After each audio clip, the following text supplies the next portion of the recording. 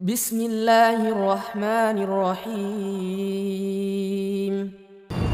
اور ایسے میں جب مسلمان دیکھیے سابقون الاولون صحابہ کرام کا بہت اونچا درجہ ہے.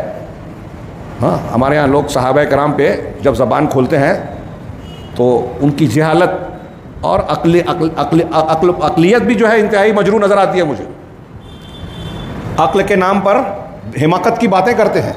عقلی طور سے بھی غور کریں کہ صحابہ کرام کا مقام مرتبہ کیا زبردست ہے. ہاں اگر مکہ کے جو حالات تھے ابتدائی دور میں مسلمانوں کے، تھوڑی دیر کے لیے سوچئے کہ ہمارے یہاں یہ ہو رہا ہے کہ ہم یہ بولیں مسجد میں آ جائیں، کلمہ پڑھ لیں، اشہد ان لا الہ الا اللہ و اشہد ان محمد رسول اللہ، اتنا صرف کہیں تو ہم کو جیل میں ڈال دیا جائے گا، مارا جائے گا، زمین پر گھسیٹا جائے گا، باندھ کر کوڑے مارے جائیں گے، برچھے اور نیزے مارے جائیں گے، جیسے حضرت سمیہ کی شرمگاہ پر برچھا مار کے شہید کر دیا گیا. حضرت بلال، حضرت صہیب، حضرت مصعب اور دوسرے صحابہ کرام کے ساتھ کیا کیا ہوا. کسی کو گھسیٹا گیا، کسی کے پتھر پر.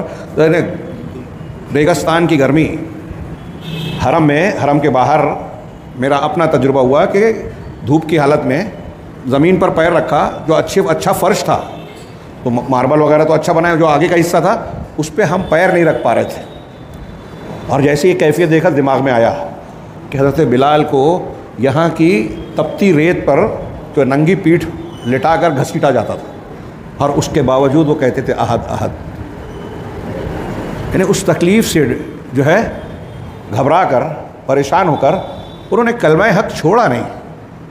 سوچئے تھوڑی دیر کے لیے تصور کیجئے، تھوڑی سی زحمت پریشانی کی بات ہوتی ہے تو ہمارے یہاں لوگ اپنی زبان بیان بدلنے لگتے ہیں، ایمان بیچنے لگتے ہیں. آج کے حالات میں دیکھیے کتنے مسلمان مخبرین ہیں، کتنے ایمان فروش ہیں، ایمان بیچ دیتے ہیں، ضمیر بیچ دیتے ہیں. تھوڑی سی بات ہوتی ہے، دباؤ پڑتا ہے تو کلمہ کفر کہتے ہیں، کلپ آ رہی ہے غیر مسلموں میں جا کے ان کے جیسی بات. خود ساختہ معبودان باطل کی جے کرتے ہیں ہمارے مسلمان، مرتد ہو رہے ہیں.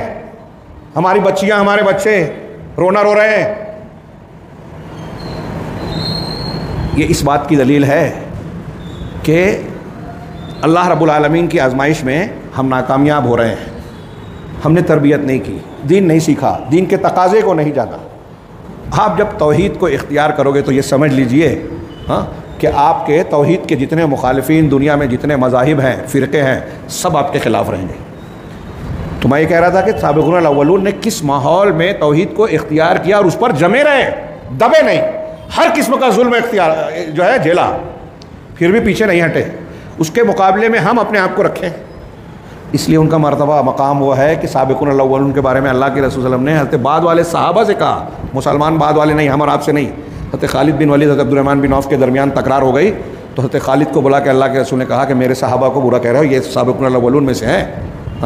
اگر یہ سابقون الاولون ایک مد اور آدھا مد، سمجھنے کے لیے میں کہہ دوں فرق ہے دونوں میں، لیکن پھر بھی سمجھانے کے لیے کہ 1 کلو اور آدھا کلو اللہ کے راستے میں جو اگر جو خرچ کیا ہے ان سابقون الاولون نے، تو تم لوگ صحابہ بعد کے احد پہاڑ کے برابر سونا بھی خرچ کر دو تو اس کے برابر نہیں ہوگا.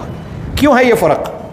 تھوڑی دیر کے لیے سوچئے. احد پہاڑ کے برابر سونا، آپ اور ہم 2-4 کلو سونا کما سکتے ہیں کیا آج؟ احد پہاڑ کوئی کما پائے گا؟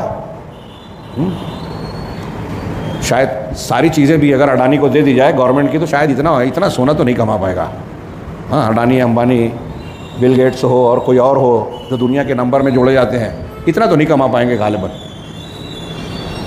اتنا کما لیا تو کوئی اتنا خرچ کرے گا اللہ کے راستے میں؟